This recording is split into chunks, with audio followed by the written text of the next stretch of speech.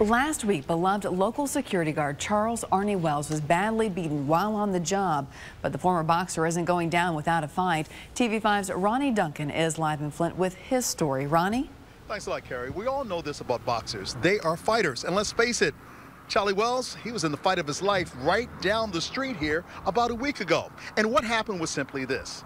He was patrolling his area, the way he has done it for so many years downtown here in Flint. And then he was attacked and assaulted. And he granted me an exclusive interview you can see only here on WNEM TV5. Thanks from the bottom of my heart for all your prayers. Charles Arnie Wells looks like a beaten man. However, he's still the champ. The scars on his face are a reminder of a near-fatal experience last Friday in this alleyway in downtown Flint. It says I got a beating. Well, when you get suckered, you don't get beat up. Spoken like a true fighter. However, for the Legato security guard, of whom we featured on WNEM in March, gave me his account of what landed him in the hospital for 3 nights. The man that Wells says attacked him and has since been arrested, Calvin Williams Ravel Norton, a noted beggar downtown, was asked by Wells not to trespass on private property. Calvin, you got to go. Get out of this ramp situation. You know you can't be in here. Turn around and bam. There was blood gushing from my head, my glasses, I see the blood. It was something devastating that hit me.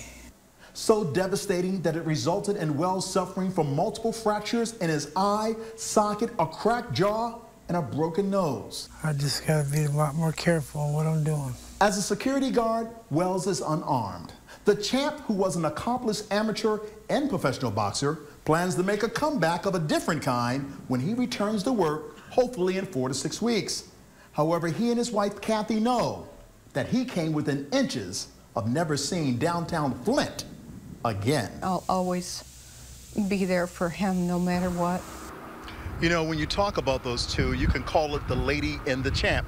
And of course, Mr. Wells is doing quite fine. And fella, you give him the left hook and make sure you never get knocked out. Now, there is a twist to the story I've got to tell you.